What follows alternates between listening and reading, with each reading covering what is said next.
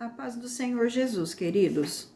Hoje nós vamos abordar a lição de número 5, que tem por título a dessacralização da vida no ventre materno. E para que a gente entenda um pouco melhor a respeito da dessacralização da vida no ventre materno, a gente vai ter que entender o significado dessa palavra. É uma palavra diferente, difícil, né, de entender. Então, o que significa dessacralização? Se nós formos no dicionário e procurarmos pela palavra sacralidade, nós vamos encontrar ali como definição: sacralidade é algo ou a qualidade daquilo que é sagrado, né? Algo que é digno de respeito, algo que deve ser cuidado, é algo que deve ser valorizado. Isso é sacralidade. Agora, se a gente inverter essa palavra e trazer para a dessacralização, então nós vamos ver que é deixar de ser considerado sagrado, é algo que não precisamos cuidar, é algo que não é digno de honra ou de respeito, que não se deve ser valorizado. Então, isso aqui está dizendo com relação, né, à vida no ventre materno. Você não deve ou não precisa respeitar ou valorizar, não é considerado sagrado a vida que está no ventre materno. Isso são as ideologias muito correntes na nossa nação. É por isso que o nosso plano de aula aqui para os professores na introdução nos diz que um dos desdobramentos da filosofia pós-modernista em nossa sociedade pode ser observado na crescente defesa da legalização do aborto no Brasil. E isso, pasmem, pelos setores intelectuais e culturais. Apesar de 87% da população brasileira se denominar cristã. Então, entre os grandes, entre os intelectuais, entre os sábios, isso é muito crescente, esse número, né, de pessoas que querem a legalização do aborto. A isso me remete quando Paulo, escrevendo à igreja de Roma, lá no capítulo de número 1, que foi o tema da leitura bíblica em classe da semana passada, capítulo 1, versículo 21 de Romanos: porquanto tendo conhecido a Deus, não o glorificaram como Deus, nem lhe deram graças, antes em seus discursos se desvaneceram e o seu coração insensato se obscureceu. Dizendo-se sábios, tornaram-se loucos. Dizendo-se sábios, tornaram-se loucos. Então, 87% da população brasileira se diz cristã. Não tinha que ser uma crescente defesa da vida humana no ventre materno? A defesa desses bebês não tinha que ser crescente, a defesa, o número de pessoas que defendem a vida? Mas a gente vê, né, que é crescente a defesa da legalização do aborto. Então, a nossa verdade prática, a concepção divina de Jesus Cristo sacraliza a vida no ventre materno e se opõe à cultura da morte infantil intrauterina do presente século. A vida, a concepção de Jesus quando ele estava no ventre materno, sacraliza então a vida e se opõe à cultura da morte infantil intrauterina no presente século. A nossa leitura bíblica em classe se encontra em Lucas, no capítulo de número 1, 26. Eu diria que seria bom para os alunos lerem do versículo 26 ao 45, para englobar toda a história, né? Que no 6º mês foi o anjo Gabriel enviado a uma jovem, né? Ele foi enviado por Deus a uma jovem na cidade de Nazaré da Galileia para anunciar que ela conceberia, que ela daria à luz a um menino, ele colocaria o nome de Jesus, porque ele seria filho do Altíssimo, ele seria o salvador de toda a humanidade. Ali depois ela indo para a Judéia, para a casa da sua parente Isabel. Quando ela chega no ambiente onde está Isabel, e Isabel ela estava 6 meses adiantado a mais do que a gravidez de Maria. Então, quando ela chega naquele lugar e que a criança no ventre de Isabel, ela vê Maria chegando ali e ela sente o seu Salvador presente naquele ambiente, aquela criança se alegra dentro do seu ventre e saúda o Salvador da humanidade. João Batista, mesmo antes de nascer, ele já reverenciava Jesus como seu Senhor, como o seu Salvador. E isso é glorioso, isso é maravilhoso, toda essa história. E aí, no tópico de número 1 aqui da nossa introdução, vai nos dizer assim, ó, Deus é o autor supremo da vida.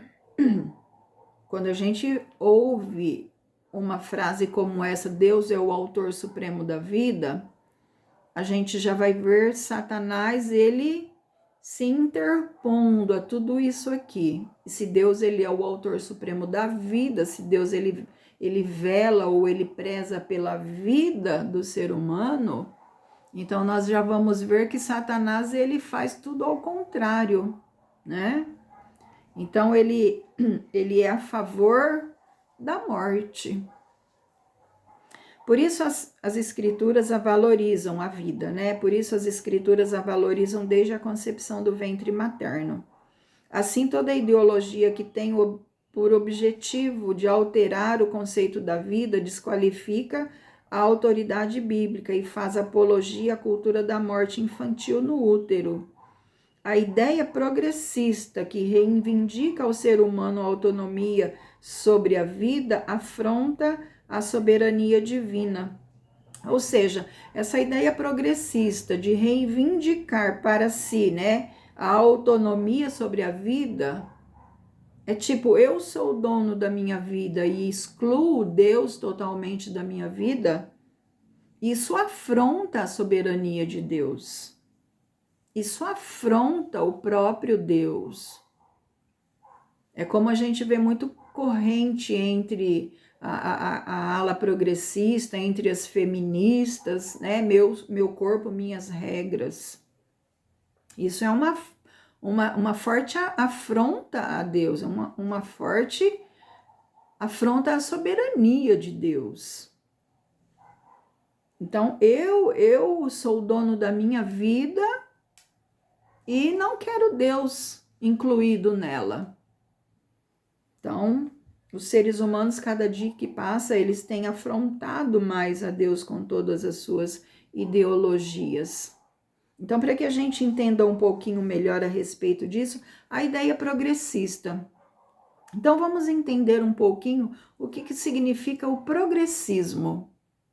Progressismo, então, refere-se a um conjunto de doutrinas filosóficas, sociais e econômicas baseadas na ideia de que o progresso, olha só, é entendido como avanço científico, tecnológico, econômico e comunitário, é vital para o aperfeiçoamento da condição humana. Então, eles se baseiam de que o progresso em todas essas áreas aí, sociais, econômicas, né, filosóficas, isso é entendido como um avanço e é vital para o aperfeiçoamento da condição humana. Então, quando a gente traz o progressismo, né, para dentro da igreja, para que a gente entenda como funciona uma igreja progressista, aí a gente vai ver que é uma igreja antibíblica, que é contra a moralidade, que é contra o conservadorismo. Elas negam as verdades sagradas, chegam ao ponto de dizer que a Bíblia Sagrada não é a palavra de Deus e que a Bíblia Sagrada contém erros. Acreditam que a Bíblia precisa ser atualizada. São a favor do aborto, do feminismo, das ideologias liberais dos partidos políticos de esquerdas, socialistas e comunistas. São igrejas que tornam os seus templos como teatros e os seus púlpitos são palcos de apresentações sem compromisso nenhum com a palavra de Deus. São igrejas de portas largas que pregam o evangelho da prosperidade, dos coaches, do positivismo, né? Recentemente a gente viu uma declaração, ouviu uma declaração de um pastor de uma dessas igrejas progressistas aqui no Brasil. Então é por isso que o nosso comentarista diz aqui, ó, 87% da população brasileira se declara cristã e é crescente o número daqueles que cada vez mais querem a legalização do aborto. Então, o que está acontecendo? O progressismo, ele acabou entrando dentro das nossas igrejas. Recentemente ouvimos uma declaração de um pastor, o René Kivitz, né? Ele dizendo, para o nosso alarme, né? Porque foi terrível ouvir uma declaração dessa. O pastor René disse que a Bíblia precisa ser atualizada para que os LGBTs não mais sejam condenados ao inferno. Ele é um pastor da Igreja Batista, da Água Branca, em São Paulo. Agora a gente olha para toda uma situação dessa, um líder religioso que tem o poder de estar à frente de uma grande multidão, liderando essa multidão, e lança uma declaração dessa de que a Bíblia precisa ser atualizada, ou seja, a Bíblia precisa ser inserida dentro do nosso contexto, da nossa sociedade nesses dias que nós estamos vivendo, os últimos dias sobre a face da terra. E ela precisa ser trazida então para a nossa realidade e ela precisa então ser atualizada para que os LGBT sejam incluídos nessa igreja e para que eles não mais sejam condenados ao inferno. Ele disse que os gays não podem ser condenados ao inferno por conta de um erro de interpretação que ficou lá no passado. Olha só. Então, a Bíblia para ele é uma coisa ultrapassada. Na ideia dele, a Bíblia ela não tem poder para a transformação do ser humano. A Bíblia para ele é limitada. Mas não é isso que a Bíblia Sagrada nos apresenta e nos revela dentro das suas páginas. O próprio Senhor Jesus disse que passarão os céus e a terra, mas as minhas palavras não hão de passar. O apóstolo Paulo, nos escrevendo, ele disse: tudo quanto foi escrito para o nosso ensino foi escrito. Então, a Bíblia Sagrada, nós temos que ter em mente, né, e aceitar que ela é a verdade absoluta de Deus. A Bíblia Sagrada não é relativa. Eu não posso olhar para um determinado versículo e formar em cima daquele versículo a minha verdade. Sendo que você olha para o mesmo versículo e você forma a sua verdade. Não. Nós estamos vivendo dentro de um tempo, né, relativista, em que as pessoas querem impor sobre nós esse relativismo, de que cada um é dono da sua própria verdade.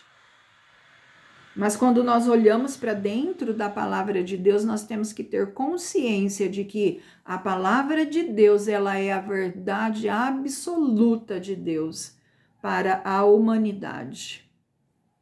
Então nós temos que ter esse olhar para a Bíblia Sagrada quando nós abrimos as suas páginas e nos deleitamos em toda a sua leitura. E temos que então ter reverência e saber que o que está escrito aqui é o que Deus quis trazer para nós, como seres humanos. Trazendo para nós as nossas fraquezas, as nossas misérias, mas sempre apontando para a cruz de Cristo, que na cruz de Cristo há salvação para toda a humanidade. Então, nós não devemos seguir por essa linha do progressismo, não trazer ou infiltrar dentro da Igreja de Cristo as ideias progressistas, a favor do aborto, a favor da homossexualidade, a favor de tantas outras coisas, do feminismo. Nós não somos a favor de tudo isso. Deus tem um papel para cada um de nós desempenharmos, tanto dentro do lar quanto na nossa sociedade. E quando nós desenvolvemos este nosso papel em fidelidade para com Deus, o Senhor Deus nos abençoa. Isso me traz a lembrança, capítulo de número 35 do profeta Jeremias, quando nós lemos ali a história dos recabitas. Nós sabemos que Israel estava ali no meio de um cenário político muito terrível, né? O profeta Jeremias, ele se levanta num tempo em que era corrido o 13º ano do reinado de Josias, e o profeta Jeremias, ele profetiza durante os últimos 5 reis de Israel, durante o período desses últimos 5 reis de Israel. E o que estava acontecendo no cenário político na nação?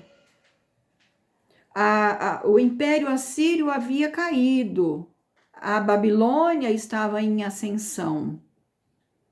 E a Babilônia ameaçava o pequeno reino de Judá, o reino aonde o profeta Jeremias profetizou. Então a Babilônia ameaçava invadir o reino de Judá. E Judá estava querendo ir buscar ajuda no Egito contra a Babilônia. Só que Deus, ele levanta o profeta Jeremias e diz para toda a nação que era para eles se entregarem à Babilônia, porque Deus estava usando a Babilônia como um instrumento de juízo e de justiça sobre o reino de Judá, porque eles tinham abandonado a sua aliança com o Eterno. E o povo não quis dar ouvidos à voz de Deus. E nesse cenário, o Senhor pede para que Jeremias, durante o desenrolar de toda essa situação, pede para Jeremias ir até as casas dos recabitas e trazer esse povo para dentro do templo do Senhor. E lá no templo, então, Deus ordenou para que Jeremias servisse vinhos, taças de vinhos para os recabitas. E os recabitas falaram para o profeta Jeremias: de maneira nenhuma nós iremos beber, de maneira nenhuma, porque havia uma aliança dentro da família dos recabitas, isso é glorioso demais. Havia uma aliança na família dos recabitas formadas há 250 anos atrás, lá em Jonadab, filho de Recabe. Ele tinha feito um voto de que não beberia nada da vide e que a sua descendência não beberia nada da vide, não comeria nada que viesse da vide. E essa tradição, ela foi passada de pai para filho, e 250 anos depois eles continuaram observando essa tradição que eles herdaram da família. Sabe o que significa isso? Fidelidade para com aqueles a quem nós amamos. Fidelidade. E ainda que Jeremias tomou esse povo e levou para dentro da casa do Senhor, ordenado por Deus, e falou: tome essas taças de vinho, eles não tomaram. Revelando à nação de Judá que eles eram fiéis aos seus antepassados. Isso tudo para mostrar para a nação de Judá o quanto eles estavam sendo infiéis para com Deus. Aquela família estavam sendo fiéis entre eles, por um voto de 250 anos antes. Agora, a nação de Judá não queria desenvolver a sua aliança com o Eterno, uma aliança de fidelidade. Então, isso é uma lição gloriosa para nós, para que nós venhamos a ser fiéis a Deus a cada dia das nossas vidas. Olharmos para a palavra de Deus e acreditar em toda a sua fidelidade. de que nós não precisamos trazer a Bíblia Sagrada para o nosso contexto cultural, para o nosso contexto social e modificá-la segundo o nosso querer e a nossa vontade, para deixar extravasar os nossos desejos mais sombrios. Não, se Deus fala que é errado, é errado. Não vamos fazer como Adão, lá no jardim, que Deus fala: comereis de todas as árvores do jardim, mas a do conhecimento do bem e do mal não comerás, porque no dia em que dela comeres, certamente morrerás. Certamente morrerás. Aí vem a serpente, se apresenta para Eva: ah, mas não é assim que Deus disse. Deus disse dessa maneira sim. No momento em que dele comeres, certamente morrerás. Então vamos crer em toda a palavra do Senhor Jesus, em toda a palavra de Deus para as nossas vidas. Vamos nos manter firmes diante do cenário que se desenvolve diante dos nossos olhos e que Paulo nos escreve em 2 Timóteo, capítulo de número 3. Sabeis, pois, que nos últimos tempos, nos últimos dias, se levantariam dias muito difíceis. Os tempos seriam difíceis, porque os homens seriam arrogantes, blasfemos, inimigos de Deus, mais amigos do mundo do que amigos de Deus, homens sem domínios de si, cruéis, avarentos, jactanciosos. Então, para que a gente vença esses dias que nós estamos vivendo, que o profeta e o que o apóstolo Paulo falou, tempos difíceis, nós só vamos vencer olhando para a verdade de Deus que nos foi escrita dentro das Sagradas Escrituras. Se a Bíblia fala que é pecado o aborto, é pecado. Nós não iremos conseguir negociar com Deus de maneira nenhuma, porque Deus é o autor da vida. Então vamos deixar esse negócio de progressismo do lado, de socialismo, de capitalismo. Um outro vídeo eu vou falar a respeito de Karl Marx e as suas ideias diabólicas e o que isso tem trazido de prejuízo para nós como cristãos. Então, o tópico de número 1, o anúncio do nascimento de Jesus. Né? Aqui foi anunciada para Maria que ela daria à luz a um filho e que deveria ser colocado o nome de Jesus. E ainda Lucas enfatiza a virgindade da donzela e a descendência de José da casa de Davi. E essas informações, então, integram as profecias messiânicas e tornam fidedigno o relato bíblico. Por quê? Porque em Isaías, aqui no capítulo de número 7, versículo 14, escrito há 700 anos atrás, o profeta Isaías já dizia, ou já tinha dito, que a virgem conceberia e daria à luz a um filho. Então, tudo se cumpriu cabalmente, segundo a verdade da palavra de Deus. Então, tópico 2 aqui, dentro do assunto da concepção de Cristo, a miraculosa concepção. O anjo Gabriel explica a Maria que a concepção seria singular, miraculosa. Ele diz: descerá sobre ti o Espírito Santo, Lucas 1,35, e por isso declara que o menino, o santo, será chamado Filho de Deus, Lucas 1,35, a parte B. A jovem não pediu algum sinal, ou sinal algum para o anjo, né? Mas o anjo lhe comunica, então, da gravidez de Isabel como um incentivo à sua fé. Maria, ela creu no que o anjo falara. Ela não pediu sinal algum, né, de que tudo aquilo fosse verdade. Não, ela não pediu, mas o anjo disse a ela: tua parente Isabel está grávida e já é o 6º mês da gravidez, daquela que todos diziam que era estéril. Olha que coisa gloriosa. E aí, dali uns dias, Maria, então, ela vai e ela desce para a Judéia e ela vai se encontrar com Isabel. E quando ela chega naquele ambiente onde a Isabel estava, João Batista, dentro do ventre de Isabel, ele se alegra tanto, e ele saúda Jesus que estava no ventre de Maria. Isso é lindo demais, é glorioso demais. Então, como que nós não vamos dar o devido valor ou o devido respeito ou considerar digno de sacralidade o ser que está sendo gerado no ventre materno? De que maneira descartar tudo isso, toda essa beleza da concepção de uma formação de vida dentro de um ventre? Isso é glorioso demais, né? João Batista, ele saúda Jesus que estava no ventre de Isabel.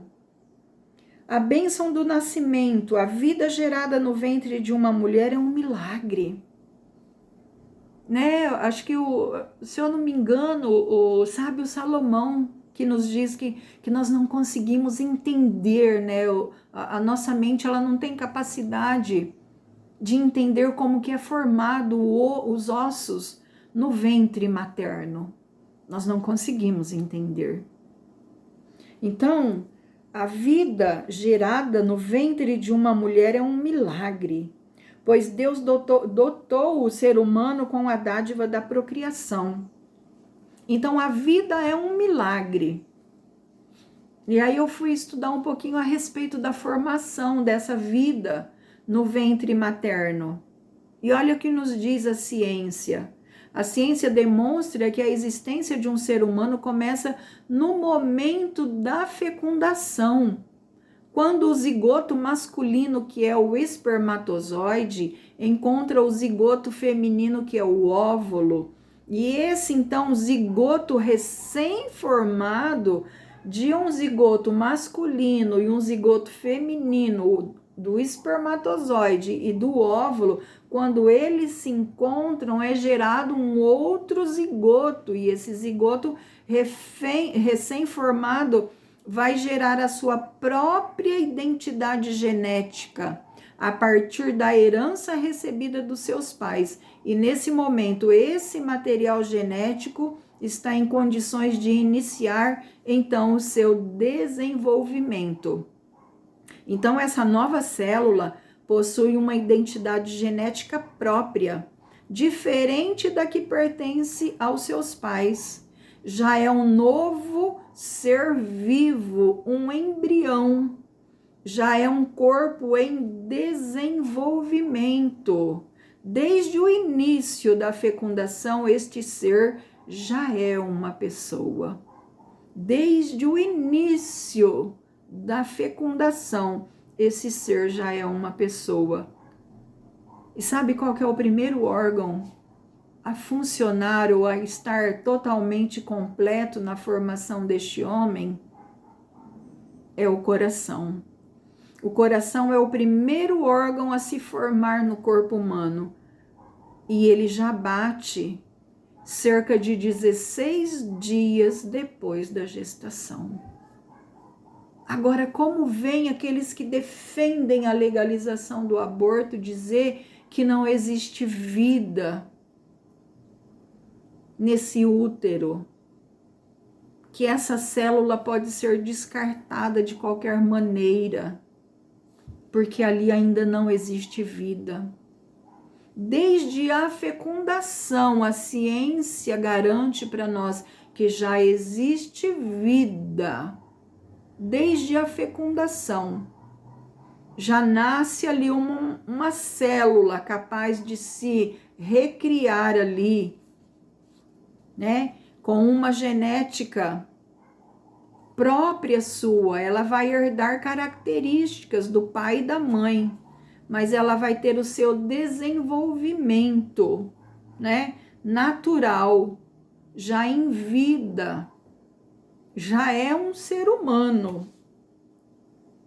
Desde o início da fecundação, este ser já é uma pessoa.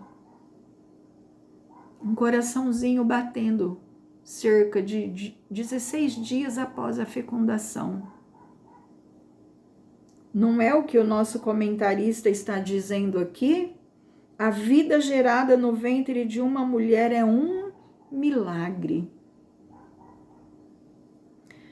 Deus dotou o ser humano da dádiva da procriação. Coisa gloriosa demais, né? Muito maravilhoso. A cultura da morte. Agora nós vamos ver a cultura da morte. O projeto ideológico. A cultura da morte é um conjunto de ideias que visa modificar o conceito bíblico da vida. É o que eu disse. Se Deus é a favor da vida, se Ele preza pela vida, Ele é o autor da vida, Satanás, ele vem, ele faz completamente ao contrário de tudo aquilo que Deus quer para cada um de nós, para a humanidade. Então, ele é a favor da morte. A cultura da morte é um conjunto de ideias que visa modificar o conceito bíblico da vida. Entre suas pautas estão a legalização do aborto, da eutanásia, apologia ao suicídio, o controle da natalidade. Mediante estratégias culturais, intelectuais e políticas, impõe-se uma agenda de desconstrução da sacralidade da vida, algo caro à cultura cristã, como vimos no tópico anterior. Nesse sentido, estimula-se a eugenia, o descarte do ser humano com alguma má formação ainda no útero materno.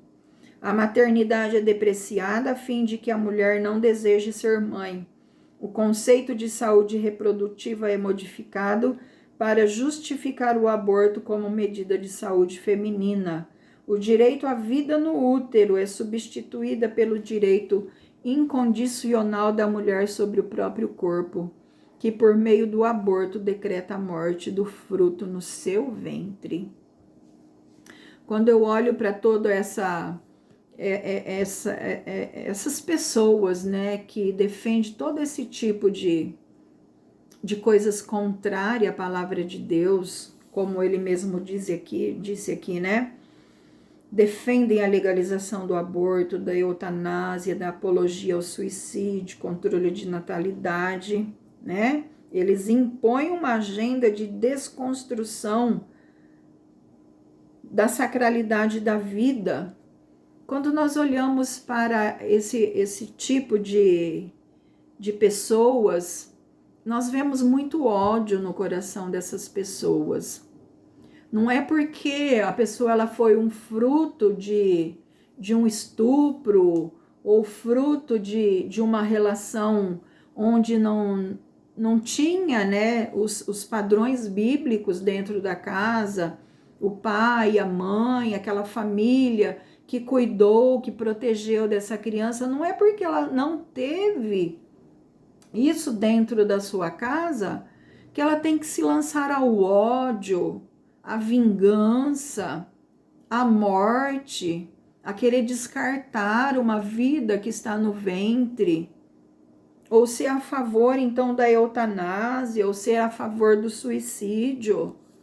Jesus Cristo, ele chama para si a humanidade, para que ele possa cuidar com amor, com carinho, aquilo que a pessoa ela não teve dentro da casa dela, porque houve uma falha na mãe ou no pai, e ela praticamente foi descartada como um ser que nada tinha valor para aquele pai ou para aquela mãe. Ela tem que entender que olhando para Jesus, Jesus traz para perto de si, para que ele cuide, para que ele ame. Ele tem bênçãos sem fins para esta pessoa, quando ela reconhece o seu erro, o seu pecado. Mas ao invés dela reconhecer que ela errou e que ela precisa do amor de Deus na sua vida, ela se lança a tudo que não vale nada, que não presta. Ela se lança nas trevas.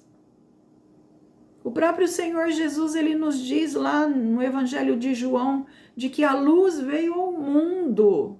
Jesus veio ao mundo para nos trazer luz. Ele diz, a luz veio ao mundo, mas o mundo amou mais as trevas do que a luz, porque as suas obras eram más.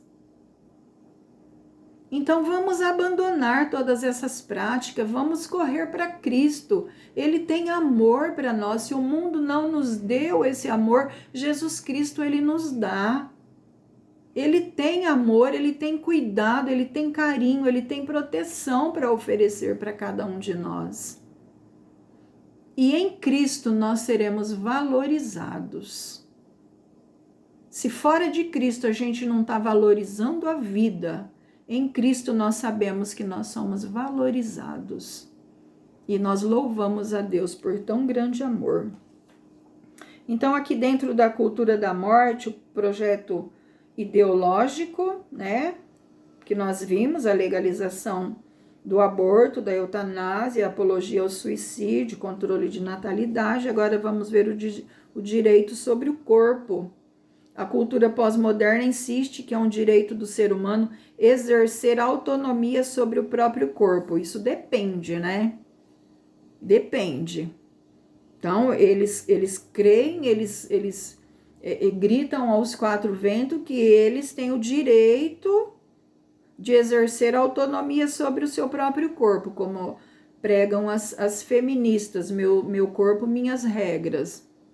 Mas quando foi no caso que nós vimos aí da vacina, que todo mundo teve que tomar aí forçaram todo mundo, aí não servia, né? Essa regra máxima de meu corpo, minhas regras. Aí você teve que deixar ser injetado qualquer coisa que a gente não sabia o que era, porque era uma fase de experimento, que a gente hoje está vendo as consequências deste experimento, né? Nós temos um cérebro, nós conseguimos pensar. Nós precisamos pensar. Muitas vezes eu estimulo as pessoas a pensarem. Não é porque todo mundo está fazendo um caminho que eu vou entrar naquela fila. Eu tenho que parar e analisar. Peraí, eu vou pensar. O que está acontecendo? E além de pensar, nós temos um Deus tremendo e maravilhoso que nos indica o caminho que devemos seguir. Nós temos que buscar a orientação de Deus. Então, esse tema aqui, né, de que o ser humano tem que exercer autonomia sobre o próprio corpo, é quando, né, os ideais dele são colocados em prática. Aí todo mundo tem que, meu corpo, minhas regras. Mas quando é contra, aí já não serve mais. Então, vamos analisar isso aqui com muito cuidado. Então, essa é a ideia de liberdade total no controle individual sobre a constituição física e o comportamento humano. O slogan Meu Corpo, Minhas Regras é utilizado em defesa das liberdades sexuais e reprodutivas, bem como para a escolha da vida ou da morte. Nessa percepção estão os direitos à prostituição, ao aborto, à eutanásia, ao suicídio e outros. Qualquer opinião contrária é considerada violação da liberdade humana, né? Aí sim, é violação da liberdade humana. Então, quando as pessoas tiveram que tomar vacina na marra, não foi uma violação da liberdade humana. Vocês estão entendendo o que é uma ideia progressista, marxista, comunista, socialista? É assim que acontece, né? É desta maneira. Qualquer opinião contrária é considerada violação da liberdade humana. Nesse quesito, as escrituras asseveram que o corpo deve ser nutrido e respeitado, que, embora livre, o ser humano não tem o direito de profanar o seu corpo. É o que as escrituras nos ensina, que o corpo deve ser nutrido, deve ser respeitado. Embora livre, o ser humano não tem o direito de profanar o seu corpo.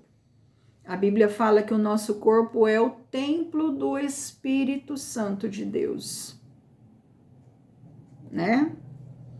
E que a vida só tem sentido quando está sob o domínio de Cristo. Realmente, a vida só tem sentido quando nós estamos sob o domínio de Cristo. Isso é a mais pura verdade. Fora de Cristo não há vida. A prática do aborto. O aborto é uma interrupção do nascimento por meio da morte do embrião ou do feto e é o ato de descontinuar a gestação do ser vivo.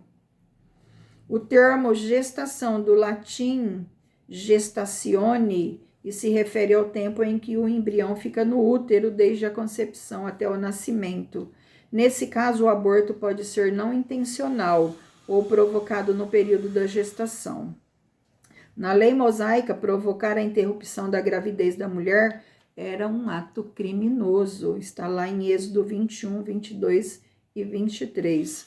No sexto mandamento, o homem é proibido de matar, o que significa literalmente não assassinar.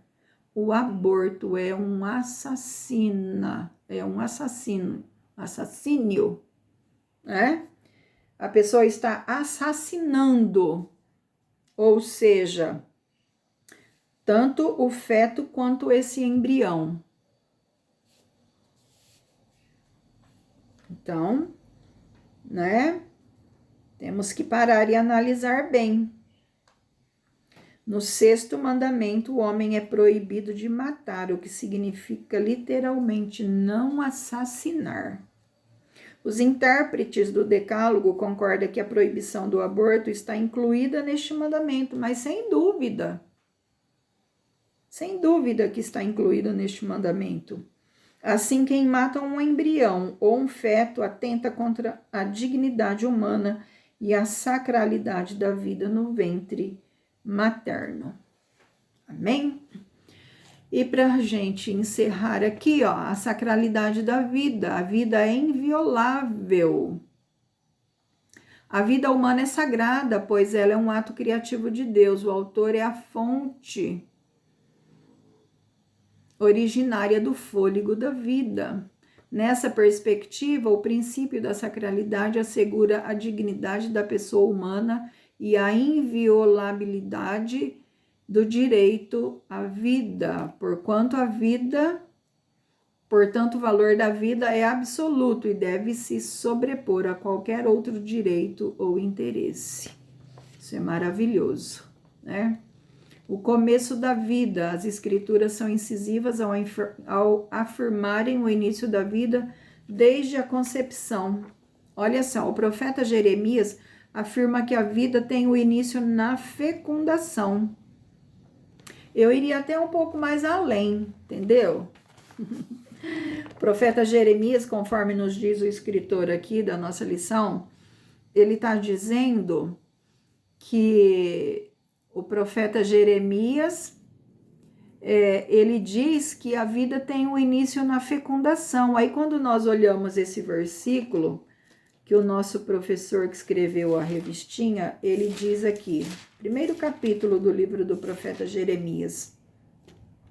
Deus falando para o profeta Jeremias: antes que eu te formasse no ventre materno, eu te conheci. Então, o que dá a entender? Ele está dizendo aqui que o profeta Jeremias afirma que a vida tem início na fecundação. Mas o que nós lemos aqui é que Deus falando para o profeta Jeremias que antes da fecundação o Senhor já conhecia Jeremias. Isso é maravilhoso demais. Antes.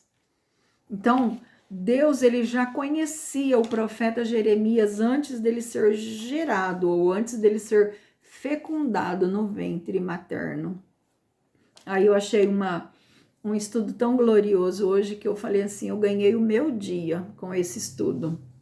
Então, quando nós olhamos aqui, ó, para Gênesis, lá no comecinho, né, o começo de todas as coisas. Quando em Gênesis, capítulo de número 1, versículo de número 26, está aqui, ó. E disse Deus, façamos o homem à nossa imagem, conforme a nossa semelhança. Façamos o homem. Então, façamos aqui é nascer. E é observar, é planejar antes de executar algo.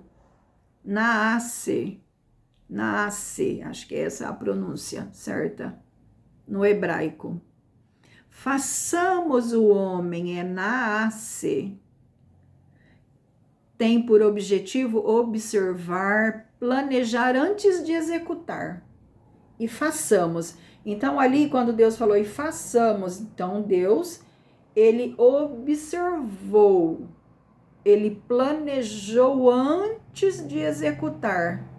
Então, já tinha na mente de Deus, né? Agora, quando a gente vai para o capítulo de número 1, versículo de número 27, esse é o 26, né? O nasce, façamos. Então, Deus parou, Deus observou, Deus planejou antes de executar. Agora o 26. Criou Deus, pois, o homem à sua imagem, a imagem de Deus o criou, homem e mulher os criou. Aí, criou. Aqui, a palavrinha no original já é bará. Bará significa, no hebraico, ou no original, criou a partir do nada. Isso aqui só é relacionado quando se fala a respeito de Deus. Porque, né, logicamente, somente Deus pode criar alguma coisa a partir do nada. Então, quando ele falou criou o homem, no original a palavra bará, criou a partir do nada. Então, olha, no versículo antes, no versículo de número 26, Deus, ele observou, ele planejou a sua obra antes de executar, e no versículo de número 27, bará, ele criou, bará, criar, aqui no original é criar a partir do nada. Ele criou o homem a partir do nada. Aí, quando nós olhamos para o capítulo de número 2, versículo de número 7, então formou o Senhor Deus ao homem do pó da terra. Deus, ele não criou o homem aqui. Então, ele criou o homem no capítulo de número 1, quando ele diz aqui, criou Deus, que é a palavra bará, ele criou do nada o ser humano, o homem. Aí no capítulo de número 2, versículo 7, ele formou. Então, o que dá a entender, o que os escritos originais deixam bem claro, que Deus, ele cria o homem antes mesmo dele ter corpo. É isso que eu entendi com esse ensino que eu achei glorioso e maravilhoso. Falei, ganhei o meu dia. Porque o profeta Jeremias aqui, Deus falando para ele, antes que fosse formado no ventre materno, eu te conheci. Olha como Deus é tremendo, ele é soberano, ele é excelso, ele é maravilhoso. Ele é glorioso. Ele é onisciente, onipresente, onipotente. Deus é tremendo. E no Salmo de número 139, quando ele diz que quando o salmista diz para Deus, os teus olhos me viram, a minha substância ainda sem forma. E no teu livro foram escritos todos os meus dias, antes que nenhum deles ainda existisse. O Senhor já havia escrito cada um dos meus dias no seu livro. Isso é maravilhoso demais.